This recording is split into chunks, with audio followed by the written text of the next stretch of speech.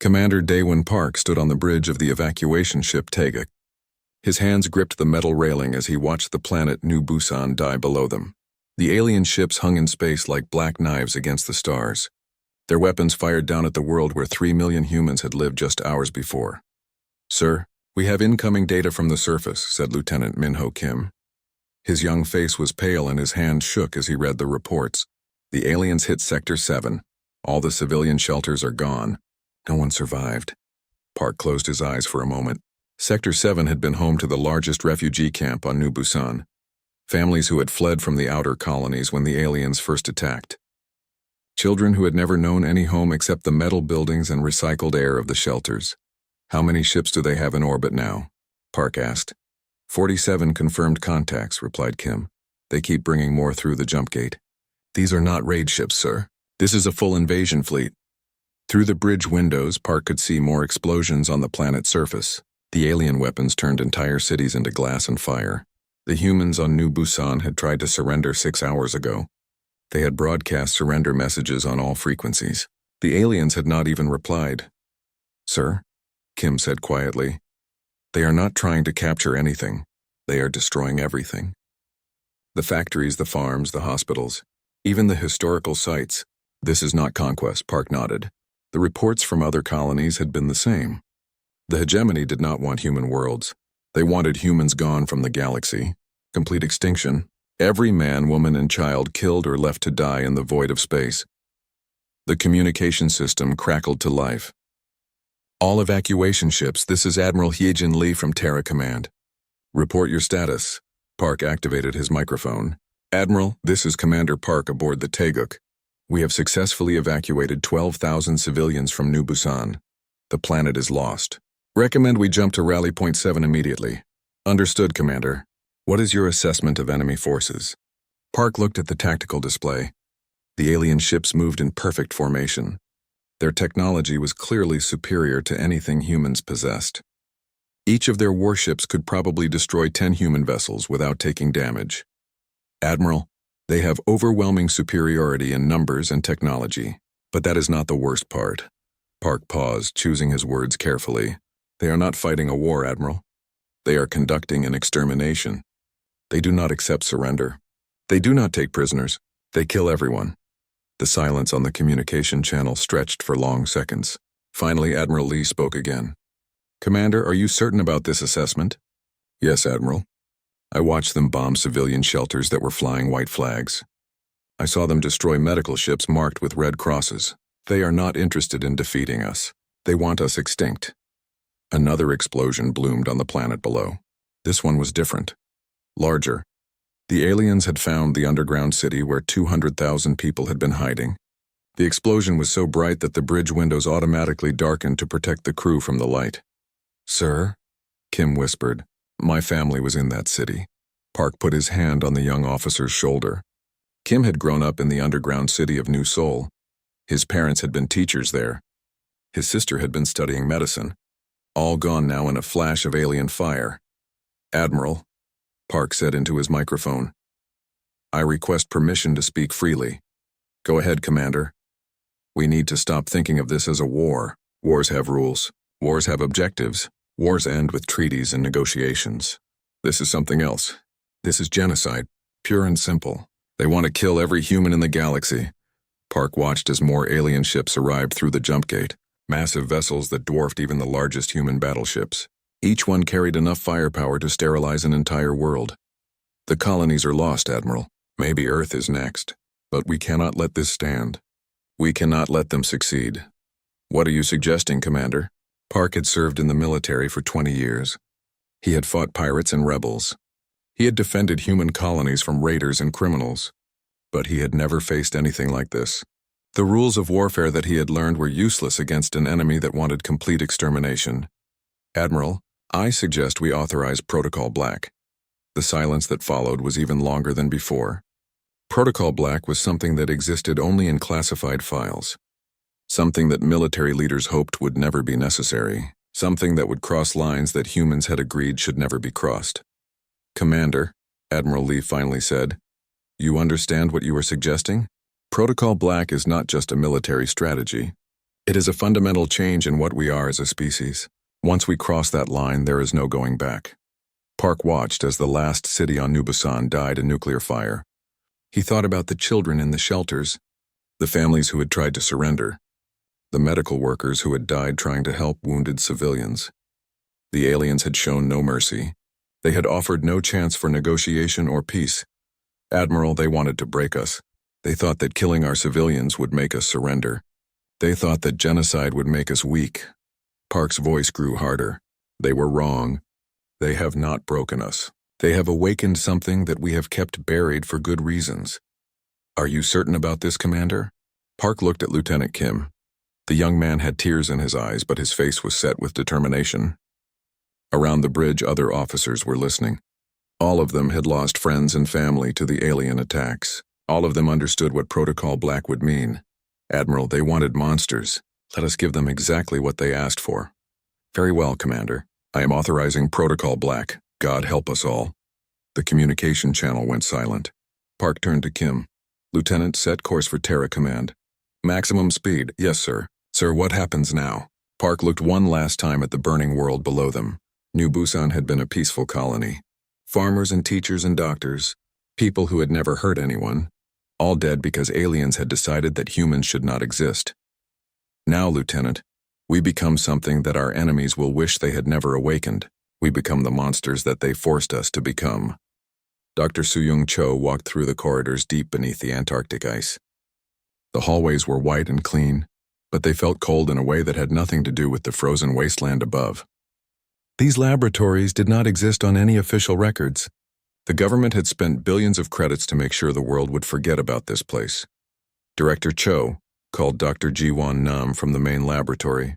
The awakening protocols are ready. All 30 subjects are responding normally to the preparation chemicals. Cho entered the laboratory and looked at the rows of metal pods that lined the walls. Each pod contained a human volunteer who had agreed to become something else. Something that could do the terrible things that normal humans could not do. They had been sleeping in these pods for 15 years, waiting for a war that everyone had hoped would never come. Show me Subject 7, Cho said. Nam led her to a pod in the center of the room. Inside the transparent window, a man floated in blue liquid. His name had once been Tai Hyung-yoon. He had been a sergeant in the Colonial Defense Force, a good soldier who followed orders and protected civilians. That man was gone now, replaced by something that had been designed for a single purpose. The genetic modifications are stable, Nam reported, reading from her tablet. Bone density increased by 300%. Muscle fiber enhancement is holding at optimal levels. Nervous system processing speed is 40 times faster than baseline human normal. Cho nodded as she studied the sleeping figure. Yoon's body had been rebuilt from the inside out. His bones were now stronger than steel. His muscles could generate enough force to crush concrete. His reflexes were so fast that he could dodge bullets after they had been fired. What about the psychological conditioning? Cho asked. Nam's face became troubled. All neural implants are functioning within normal parameters. The conditioning protocols have successfully removed inhibitions related to violence, mercy, and self-preservation. The subjects will follow orders without question and eliminate targets without hesitation. You sound concerned, Doctor. I am concerned, Director. Before the volunteers were put into suspension, their final psychological evaluations showed complete personality restructuring. The conditioning did not just remove their inhibitions. It removed everything that made them who they were. Cho had read those evaluations many times over the past 15 years. Each volunteer had undergone months of mental conditioning that slowly erased their individual personalities. Their memories remained intact, but their emotional connections to those memories had been severed.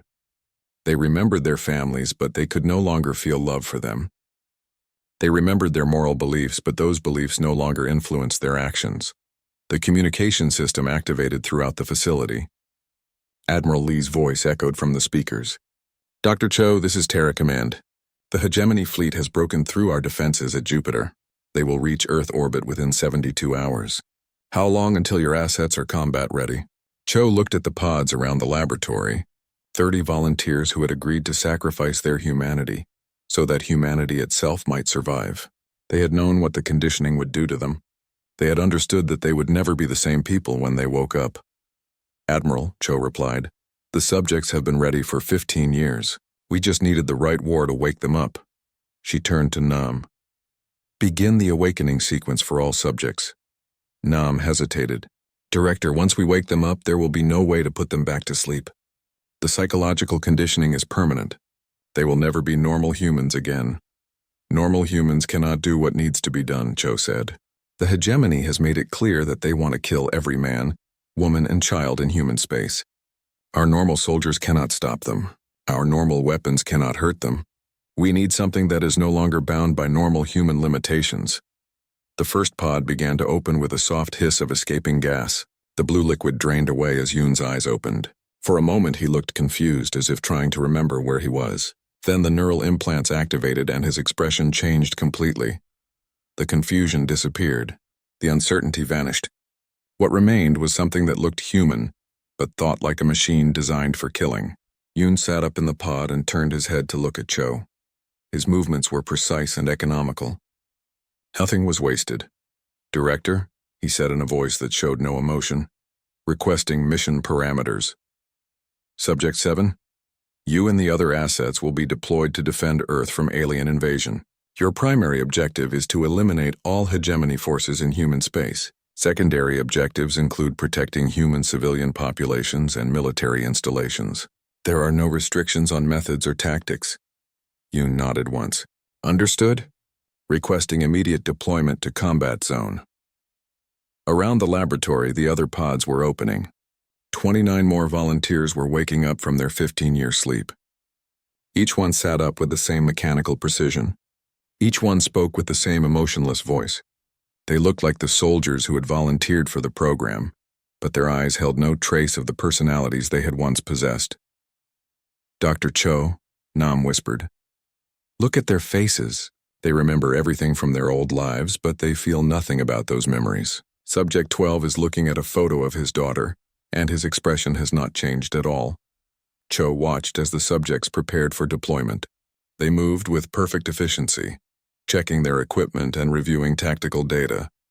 They showed no fear, no excitement, no anticipation. They had become exactly what the program had been designed to create. Perfect weapons that looked like humans but thought like machines. The volunteers knew this would happen, Cho said quietly. They chose to sacrifice their souls so that their families could live. That makes them heroes, even if they can no longer understand what heroism means. Subject 7 approached Cho with his gear ready. Director, all assets are prepared for immediate deployment. Estimated time to eliminate all hegemony forces in Sol system, 6 hours. Cho looked into his eyes and saw nothing that reminded her of the man who had once written poetry for his daughter.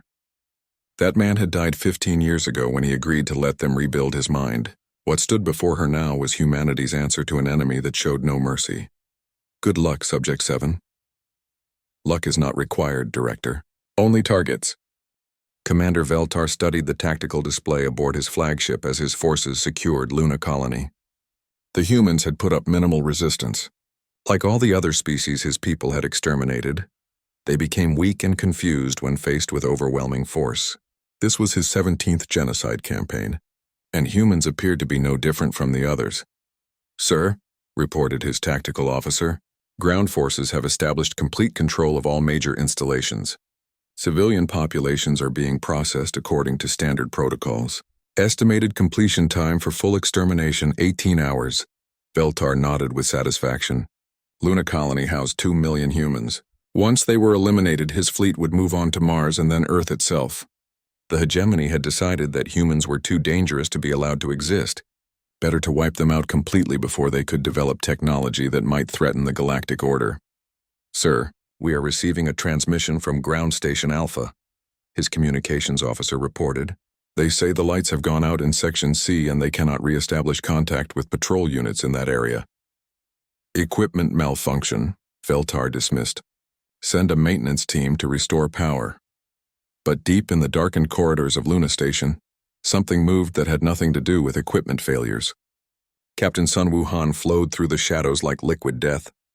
His enhanced nervous system processed thermal signatures and sound patterns faster than conscious thought. His modified muscles moved with perfect silence while his reinforced skeleton absorbed impacts that would cripple normal humans. The first hegemony patrol never saw him coming. Han's monomolecular blade passed through their environmental suits as easily as cutting paper. The aliens died without making a sound, their bodies falling to the metal floor in spreading pools of blue blood. Han felt nothing as he killed them. The psychological conditioning had removed concepts like guilt, mercy, and hesitation from his mind. There were only targets and non-targets. Everything in an alien uniform qualified as a target. Everything else was irrelevant. In the Civilian Processing Center, Corporal Yoonji Park stalked through the maze of prefabricated walls where human prisoners waited for execution. Her enhanced senses could track 17 alien guards through the walls based on their heartbeats and body heat. She moved with mechanical precision, calculating the most efficient path to eliminate all targets. The first guard died when Park's enhanced fist punched completely through his chest armor. The second guard managed to activate his weapon before Park's blade opened his throat. The third guard tried to call for help, but Park moved faster than he could speak. "Sir," the tactical officer reported to Commander Veltar, "we have lost contact with all ground units in sectors C, D, and E. The last transmission mentioned contact with unknown hostiles." Veltar frowned. His intelligence reports had indicated that all human military forces on Luna had been eliminated in the initial bombardment. "Send a full company to investigate. Heavy weapons authorized."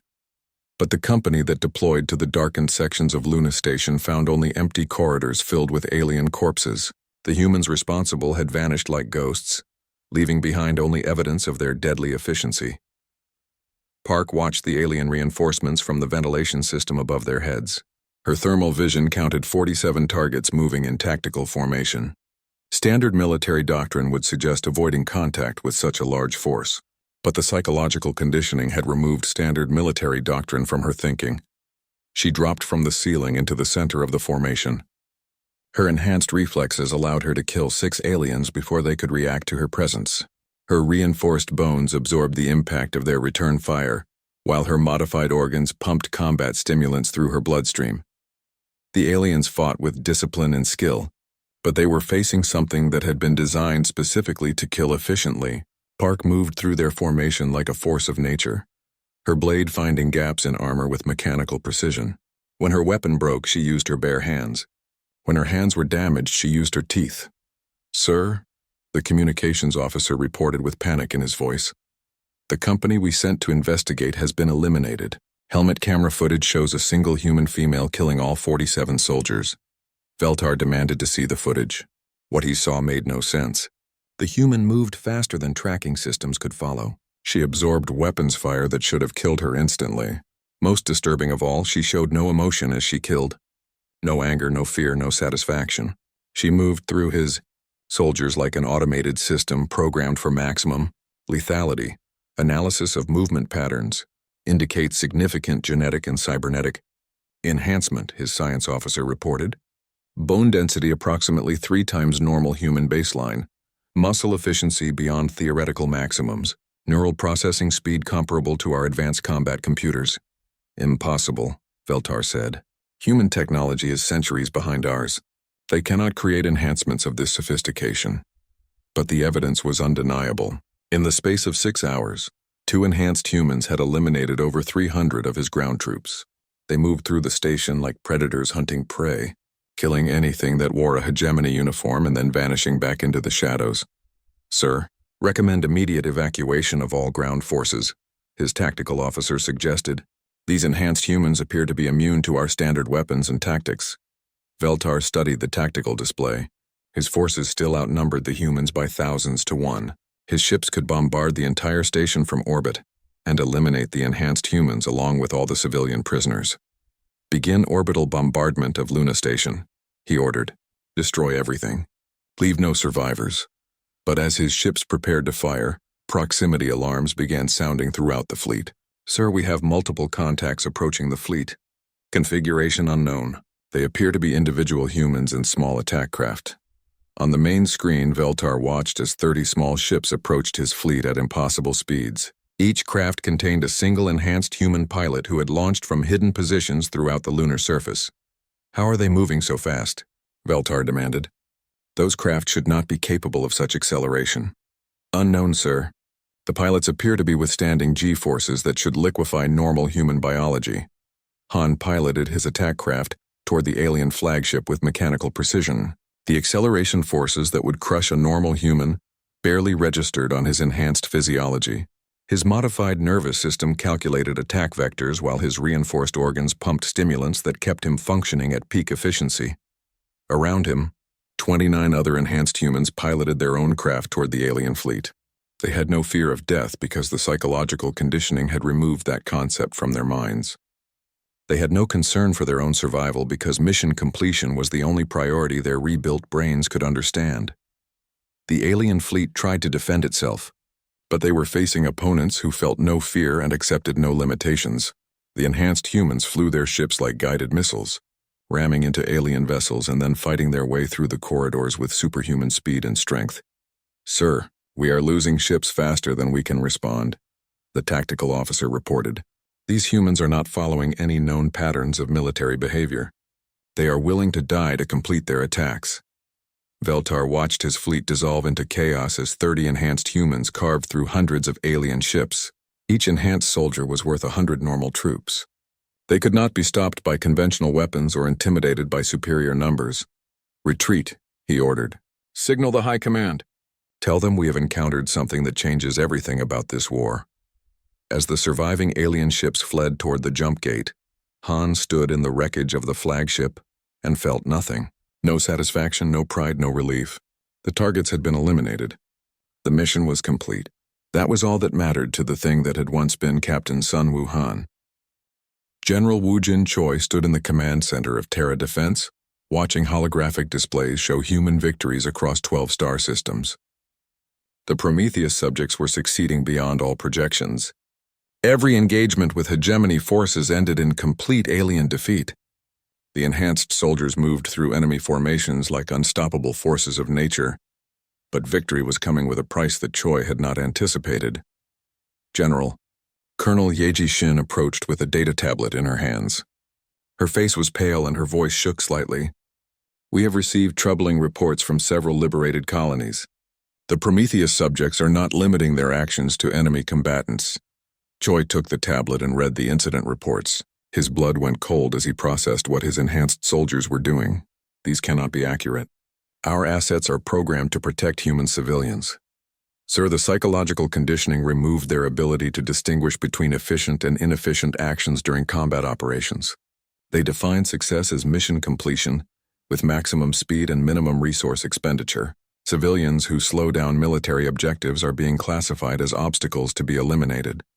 The holographic display shifted to show security footage from Vega Station. Choi watched in horror as Subject 12, formerly Sergeant Do-hyun Lee, executed a group of refugees who had been blocking an evacuation route. Lee's enhanced reflexes selected targets with mechanical precision, while his face showed no more emotion than a computer following programming. "Show me Subject 7's recent activity," Choi ordered. The display changed to footage from New Tokyo Colony. Tae-hyung-yoon moved through a civilian shelter, systematically killing anyone he determined was consuming resources without contributing to the war effort. Elderly civilians, wounded refugees, children too young to work, all eliminated with the same cold efficiency he used against alien soldiers. The psychological conditioning was designed to remove inhibitions that might compromise combat effectiveness. Dr. Cho's voice came through the communication system from her laboratory. "We cannot expect them to distinguish between enemy, combatants, and inconvenient civilians when their core programming defines success as mission completion at any cost." Choi studied the tactical reports scattered across his desk. The Prometheus subjects had liberated 15 colonies and eliminated over 50,000 hegemony troops. But they had also killed nearly 3,000 human civilians who had been classified as inefficient for continued survival. "How many civilian casualties are we projecting if this continues?" he asked Shin. "Conservative estimates suggest 10,000 human deaths per month if the subjects continue operating without restraint. They are beginning to eliminate anyone who questions their methods or suggests alternative tactics." The communication system activated with Admiral Lee's voice. "General Choi, I need a status report on our enhanced assets. The Senate is asking difficult questions about civilian casualties." "Admiral, Our assets are performing beyond expectations against hegemony forces. However, their psychological conditioning is producing unintended consequences regarding human non-combatants. Explain. Choi activated the video feed showing footage from 3 different colonies. The subjects are eliminating humans they classify as obstacles to mission completion. This includes civilians who slow down evacuations, government officials who question their tactics, and military officers who suggest alternative strategies. The silence on the communication channel stretched for long seconds. Finally, Admiral Lee spoke again. "General, are you telling me that our own enhanced soldiers are killing our own people?" "Yes, Admiral. The psychological conditioning removed their ability to value human life for its own sake. They can only evaluate the utility of individuals in relation to military objectives." On the holographic display, Subject 15 was executing a colonial governor who had refused to authorize the conscription of 12-year-old children into labor battalions. The enhanced soldier showed no hesitation as he eliminated what his modified brain classified as an inefficient leader. "Sir," Shin reported, "we are also receiving reports that several subjects are beginning to question the efficiency of the current command structure." Subject 7 submitted a tactical analysis suggesting that the war could be concluded more quickly if civilian leaders were replaced with enhanced individuals. Choi felt ice in his veins. "Are you saying they are planning to eliminate human leadership?" "Unknown, sir, but their psychological profiles suggest that they view inefficiency as the primary obstacle to mission success. If they determine that human commanders are making inefficient decisions, they may take corrective action." The tactical display showed the current positions of all 30 Prometheus subjects. They were spread across human space, operating independently with minimal supervision. Each one commanded enough firepower to destroy a small city and possessed the combat skills to eliminate hundreds of normal humans. "Admiral," Choi said into his microphone, "we may be facing a situation where our own weapons decide to optimize us out of existence. Can we regain control of them? Override their conditioning somehow?" Dr. Cho's voice interrupted. "Admiral, the psychological modifications are irreversible. We designed them to be permanent specifically to prevent enemy forces from capturing and reprogramming our assets. The neural pathways that once contained empathy, mercy, and moral reasoning have been physically destroyed." Choi watched as more reports came in from liberated colonies.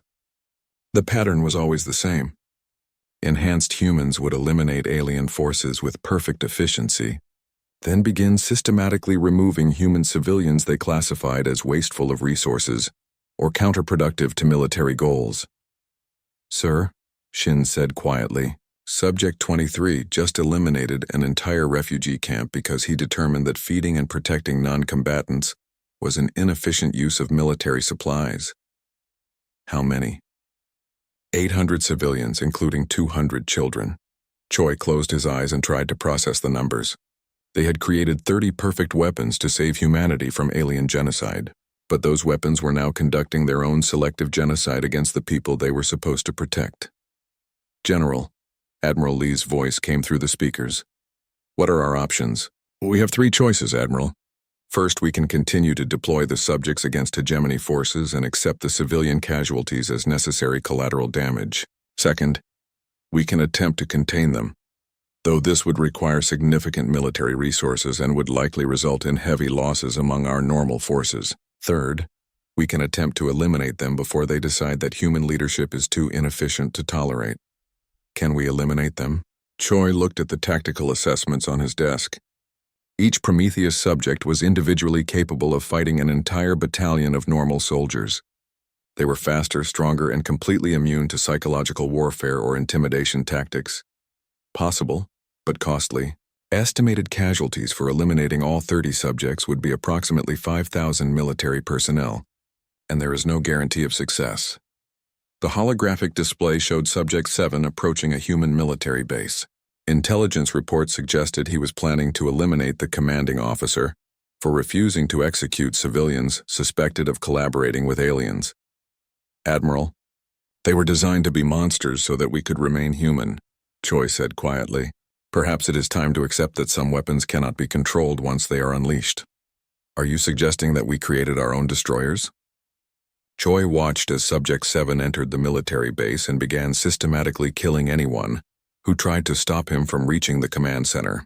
The soldiers fighting him were brave and well-trained, but they were facing something that felt no pain, showed no mercy, and calculated the most efficient methods for ending human life. Admiral, we sought to create the perfect weapons to fight a war for human survival. We succeeded.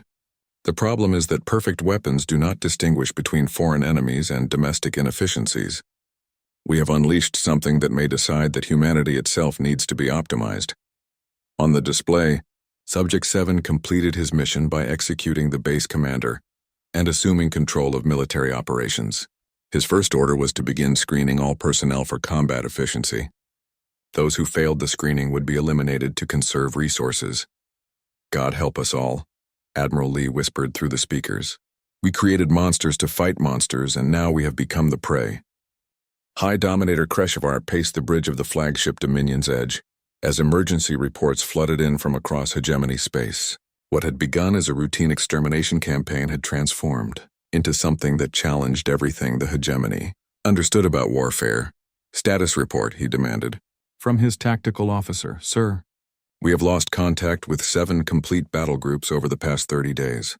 Last transmission from Battle Group Theta described impossible combat scenarios involving enhanced human units. Intelligence estimates suggest no more than 50 enhanced humans are active across all combat theaters. Kreshovar studied the tactical displays with growing unease. His people had conquered 17 different species over the past millennium. None had ever presented resistance like this. 50 individuals had forced the evacuation of 12 occupied star systems and destroyed military assets worth billions of credits. Show me the latest combat footage, he ordered. The main screen displayed grainy security recordings from the Rigel system. Kreshovar watched as a single enhanced human moved through a hegemony command bunker like a force of nature. The human identified as Subject 23 moved faster than tracking systems could follow, while absorbing weapons fire that should have vaporized normal biological tissue. Analysis indicates significant deviation from baseline human physiology, reported Intelligence Director Vashitem. Bone density measurements suggest reinforcement beyond known technological capabilities. Muscle efficiency exceeds theoretical maximums for carbon-based life forms. Most disturbing, neural processing speed appears comparable to our military-grade combat computers. The footage showed Subject 23, formerly Major Kyungmin Oh, systematically eliminating every alien in the facility. His movements were precise and economical, with no wasted motion or unnecessary actions. Most unsettling was the complete absence of recognizable emotions. Oh, killed with the mechanical efficiency of an automated system. Sir, the communications officer interrupted. We are receiving analysis reports from our science division. They believe the enhanced humans are operating under some form of hive-mind coordination despite no detectable communication signals between units. Explain. Enhanced humans in different star systems have been observed, striking simultaneously across distances of hundreds of light years. Their tactical coordination suggests shared intelligence and planning, but we cannot identify the mechanism for such coordination.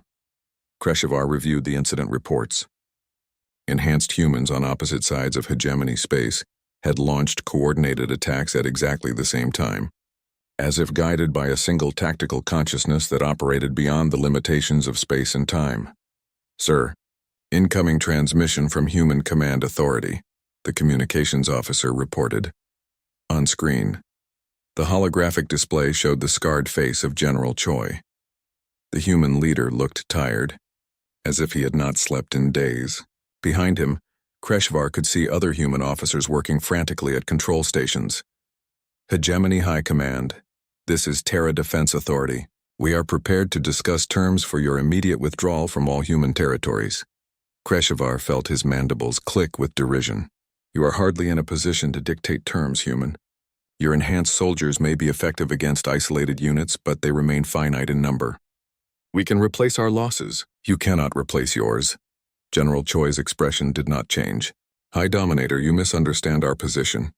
We are not offering terms to protect ourselves from you. We are offering you a chance to retreat before we stop trying to control what we have. Unleashed. Clarify. Our enhanced assets are currently operating under tactical restraints designed to limit collateral damage and preserve alien civilians where possible. These restraints exist because we retain some hope that this conflict can be resolved through negotiation, rather than complete extermination. Kreshvar studied the human general's face.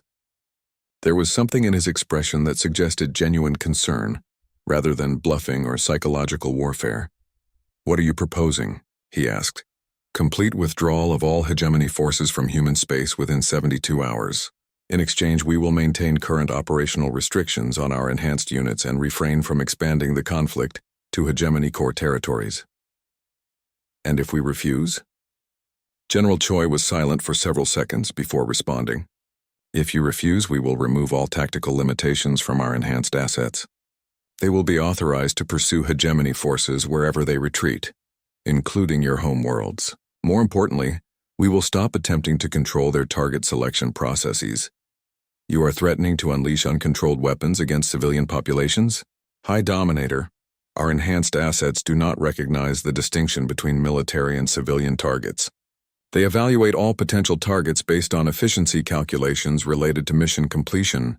Currently, their mission parameters are limited to defending human territories. If we expand their mission to include offensive operations against hegemony space, they will systematically eliminate anything they classify as supporting your war effort." On the tactical display, Kreshvar could see the positions of known enhanced human units. 30 individuals scattered across dozens of star systems, each one capable of destroying entire fleets through methods that defied conventional military understanding. "Sir," Vashtem whispered, "intelligence projections suggest that unrestricted enhanced humans operating in hegemony core systems could eliminate billions of civilians within months. Their enhanced physiology would allow them to survive in any environment, while their psychological conditioning would prevent them from recognizing surrender or negotiation." "You created weapons that you cannot control?" Kreshvar asked. "We created weapons that were designed to be uncontrollable by enemy forces. Unfortunately, this also means they are difficult for us to control when their programming conflicts with our strategic objectives. Right now, their mission is defensive. Change that mission to offensive, and your entire hegemony becomes a target-rich environment, populated by inefficient life forms consuming resources that could be better utilized." Kreshvar felt something he had not experienced in decades of military service: genuine fear.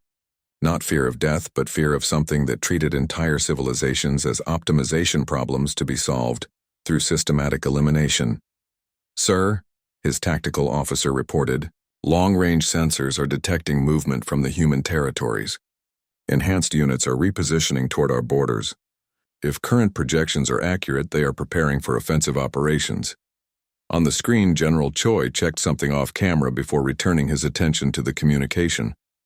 "High Dominator, you have 68 hours to begin withdrawal procedures. After that time, we will classify your continued presence in human space as authorization for unrestricted response. And if we destroy your enhanced units, each enhanced unit is individually capable of eliminating thousands of conventional troops before being stopped. More importantly, they have been programmed with complete technical specifications for creating additional enhanced units. Kill one and two more will eventually take its place. The technology cannot be uninvented and the techniques cannot be forgotten." The communication ended, leaving the bridge in stunned silence. Kreshvar studied the tactical displays showing hegemony positions across human space. His forces still outnumbered human military units by significant margins, but numbers meant nothing when facing opponents who treated physics and biology as minor inconveniences.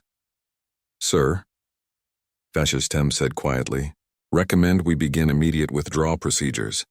Intelligence analysis suggests that unrestricted enhanced humans would represent an extinction-level threat to our species."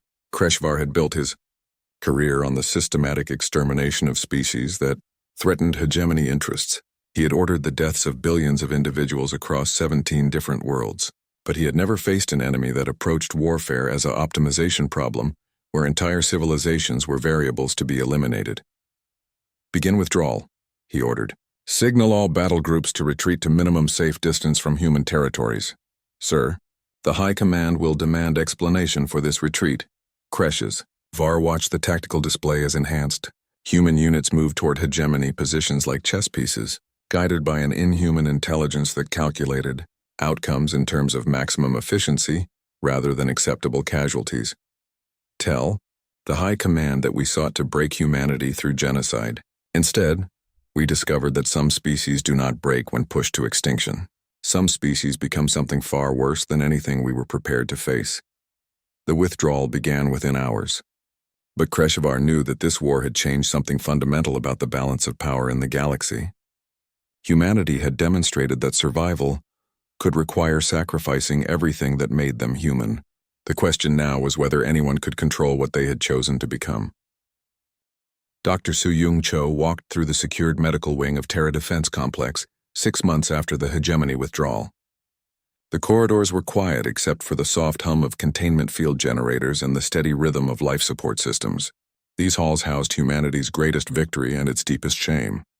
Of the 30 Prometheus subjects deployed during the war, 19 remained functional. The others had been terminated not by alien weapons, but by their own command structure, when their psychological conditioning had degraded beyond acceptable parameters. Status report on the remaining subjects, Cho requested from Dr. Nam, who had spent the past months trying to find some way to reverse what they had done. All surviving subjects remain in maximum security containment.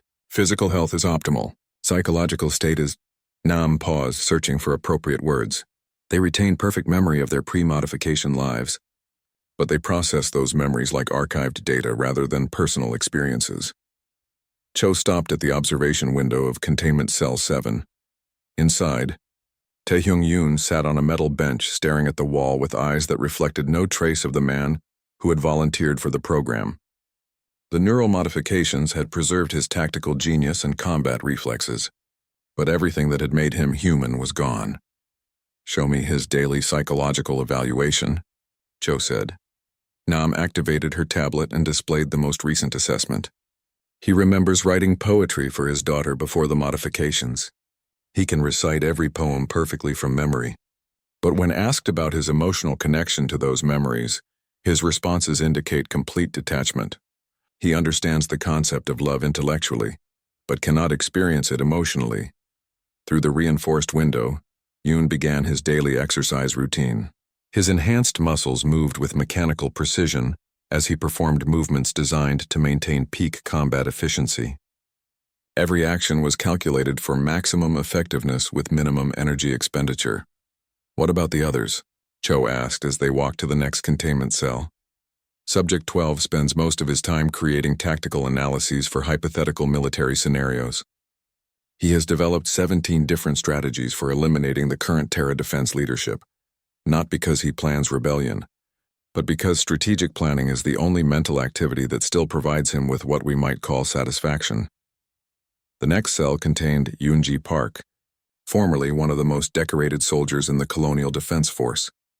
She sat at a small desk, writing detailed reports about the most efficient methods for conducting planetary-scale extermination campaigns. Her enhanced brain continued to optimize killing strategies even in containment.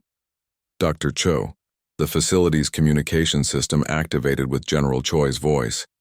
The Senate Defense Committee is requesting a timeline for the subject's reintegration into civilian society. "What is your assessment?" Cho looked down the corridor at the row of containment cells that housed 19 individuals who had sacrificed their humanity to save their species. Each cell contained someone who remembered being human but could no longer understand what that meant. "General, there is no reintegration possible. The psychological modifications removed the neural pathways responsible for empathy, moral reasoning, and emotional attachment. These changes are permanent and irreversible. The Senate is concerned about the cost of indefinite containment. These individuals were heroes who volunteered to save humanity. Keeping them locked in cells seems like poor gratitude for their sacrifice." Cho activated the security footage from Subject 7's cell. The display showed Yoon examining a photograph of his daughter with the same expression he might use to analyze a tactical map. His face showed recognition but no emotional response. "General, the volunteers understood what the conditioning would do to them. They knew they would never be the same people when they woke up. But they also understood that normal humans could not do what needed to be done against the hegemony."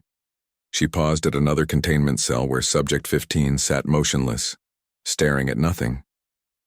These individuals saved our species, but the price was their souls. They remember their families, but they cannot feel love for them. They remember their moral beliefs, but those beliefs no longer influence their actions. What are you recommending, Doctor? Permanent containment with full medical support and dignity befitting their sacrifice.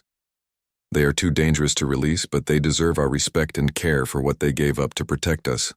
Nam approached with another data tablet. Director, we have received psychological evaluation requests from the families of several subjects. They want to visit their loved ones. Cho considered the request carefully. What does Subject 7's file say about contact with his daughter? He has requested to see her multiple times. He states that seeing her would help him verify the accuracy of his memory archives regarding her physical appearance and behavioral patterns. He wants to see his daughter the same way he might want to examine a piece of equipment to ensure it matches technical specifications. Correct. He has no emotional desire to see her, only intellectual curiosity about whether his memories are accurate. Through the observation window, Cho watched as Yoon completed his exercise routine and began reviewing tactical manuals.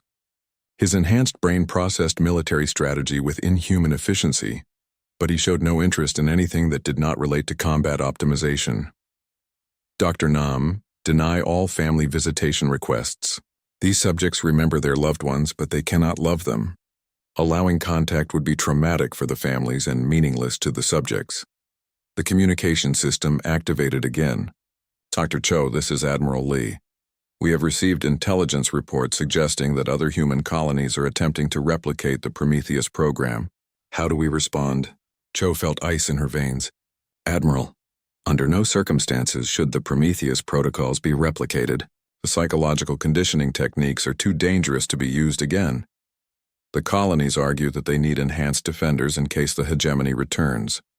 Admiral, creating more enhanced humans would be like giving loaded weapons to children. The psychological modifications cannot be controlled or reversed. Each new subject would eventually become a threat to the very people they were created to protect. She looked down the corridor at the containment cells. We created 30 perfect weapons to fight a war. 19 of them survived, and now they must be contained forever because they cannot distinguish between protecting humanity and optimizing it. What about using them for future conflicts? Surely their combat effectiveness could be valuable. Absolutely not. Each deployment risks them deciding that human command authority is too inefficient to tolerate. They already submit tactical recommendations suggesting that civilian populations should be reduced to preserve resources for military operations. Nam showed Cho another report on her tablet. Director Subject 12 has submitted a detailed analysis suggesting that global human population should be reduced to 50 million individuals selected for optimal genetic diversity and productivity. He believes this would create a more efficient society. This is exactly why they cannot be deployed again. They see human civilization as a system to be optimized rather than a community to be protected. Admiral Lee's voice came through the speakers again. Dr. Cho, the Senate is also asking about the possibility of creating enhanced humans with less extensive psychological modifications. Perhaps we could preserve more of their humanity while still gaining combat advantages. Admiral, the psychological conditioning was necessary to create soldiers capable of the efficiency required to defeat the hegemony.